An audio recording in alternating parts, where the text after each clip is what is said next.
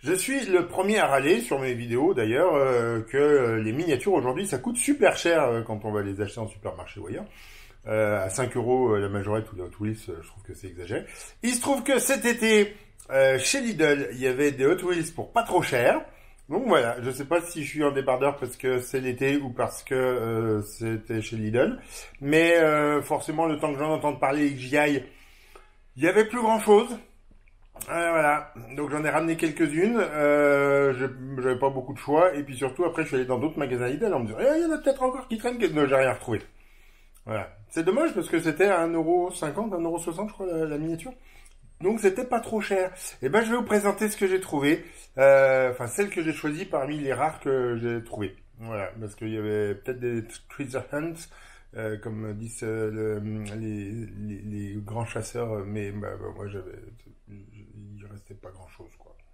Allez, on attaque, on les fait dans le désordre. La première, c'est ah bah oui tiens voilà, une Studebaker Champ. Donc c'est une Studebaker, c'est une marque américaine qui a disparu aujourd'hui depuis longtemps d'ailleurs, mais qui a eu des super bagnoles. Je vous invite à découvrir la 20 si vous la connaissez pas. Et donc, ça, c'était un pick-up un peu à la Dodge Ram finalement. C'est-à-dire qu'il y avait déjà un gros moteur pour l'époque. Voilà, il est quand même assez chouette. J'arrive pas à lire ce qui est écrit sur le côté, à l'arrière. C'est-à-dire que j'ai dézoomé un petit peu. C'est juste écrit Studebaker au tous. Bon, voilà, elle est chouette, j'aime bien. Allez, ensuite. Ouh, celle-là, elle est mignonne aussi. Alors ça, c'est une... Qu'est-ce que c'est? Mad Mike Drift Attack. Ok, ça ressemble à un mélange entre une nouvelle Ligier JS2 là, de compétition et un... Alors je pense que est-ce que c'est une création Hot Wheels ça du coup? C'est pas une vraie voiture? Ça me parle pas. S'il y a des gens qui connaissent cette vraie voiture, enfin si c'est inspiré d'une vraie voiture, de quelle voiture est-ce inspiré? Ça m'intéresse. Ça c'est chouette comme voiture. On continue dans les voitures chouettes. Là, c'est bon, c'est pas le modèle qui est vraiment intéressant. C'est la déco. Alors donc c'est une Plymouth Barracuda, probablement une des meilleures pony cars qui existent, enfin qui ait existé, avec une chouette déco. Voilà, c'est ça. C'était la Hot Wheels Art Cars, des voitures artistiques, 8 sur 10. Et bah ouais, mais bon, en fait, j'ai trouvé que ça, donc j'ai pas eu les autres. Allez, on continue. Est-ce que j'aime particulièrement les Porsche? Non, mais bon, c'était rigolo de trouver une Carrera GT. C'est une Carrera 4? 904 Carrera, pardon. Voilà, j'ai pas grand-chose à vous raconter sur cette voiture. Exotix, c'est rigolo. Pourquoi? Qu'est-ce qu'il y a d'Exotix? C'est celle-là.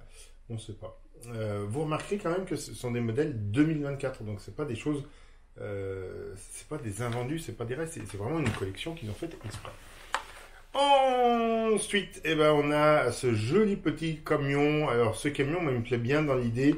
Je sais pas si j'en ai pas déjà acheté un d'ailleurs. J'avais dit il y a quelques années quand je faisais des courses, je voulais refaire une course. Enfin, je voulais refaire des vidéos de course et je voulais en faire une autour du Dakar. Donc un camion comme ça, vous voyez, ça s'appelle un Baja Bison T5. T5, c'est la catégorie de compétition, j'imagine. Et donc les Bajas, c'est les courses, les mini-raids, ils en font beaucoup en Amérique du Nord. Voilà. First Response, donc c'est censé être un camion de pompiers. Ah ouais, donc c'est pas du tout un camion de compétition. Alors ça c'est pas des roues de secours, c'est des rouleaux de... C'est des tuyaux enroulés, alors c'est ça? Dedans on voit pas bien, je sais pas, pourquoi est-ce qu'il y a des sortes de ventilos au-dessus là, à l'arrière, je ne sais pas. Et une dernière Hot Wheels, Hot Trucks, ah bah voilà, c'est rigolo. Ça c'est une Jeep, c'est-à-dire qu'à un moment donné, les common cars, ils appelaient ça, ils ont fait des véhicules, alors que ce soit Jeep, mais évidemment Land Rover a fait la même chose, avec des cabines avancées. Donc c'est une Jeep normale, hein, c'est vraiment tout était comme une Jeep normale de l'époque, mais avec la cabine à l'avant.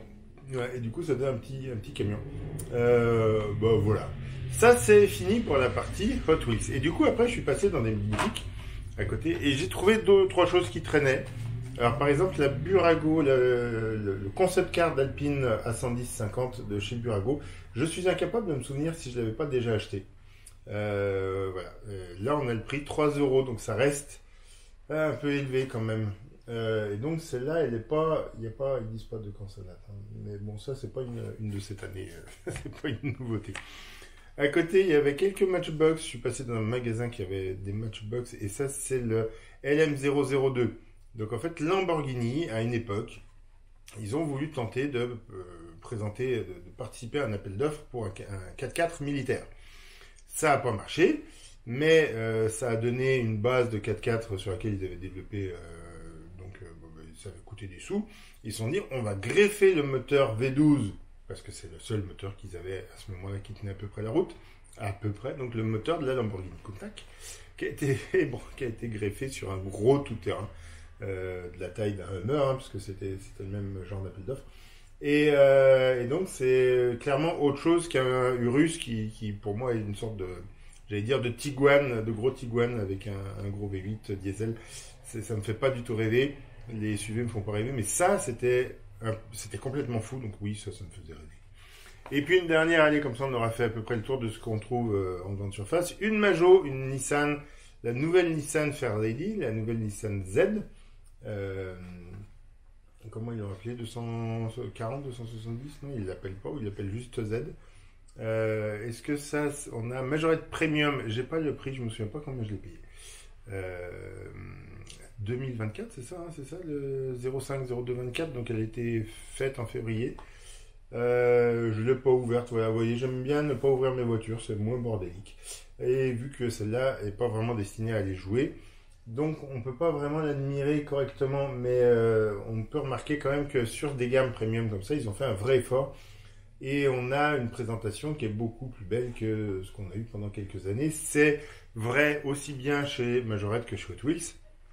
Et je trouve que c'est bien par rapport à ce qu'ils nous proposaient il y a une dizaine d'années chez Majo et il y a une quinzaine d'années chez Hot Wheels, d'avoir des véhicules un peu plus qualitatifs. Parce qu'après tout, on le mérite quand même un petit peu. Voilà, c'est tout pour aujourd'hui. J'espère que c'est ma vidéo, on va dire, post-rentrée scolaire.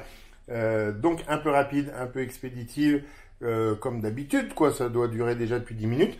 J'espère que ça vous a plu. N'hésitez pas à la partager, à la commenter, à liker la vidéo, à vous abonner, à dire aux gens que vous aimez de s'abonner si vous avez aimé la vidéo, et à ceux que vous n'aimez pas de ne... Bon bref, vous connaissez le principe.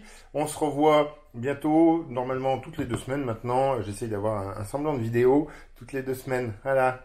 Et vu le rythme au boulot, c'est pas gagné pour la fin de l'année et pour l'an prochain. Voilà, encore une belle année en perspective de vidéo. Bisous!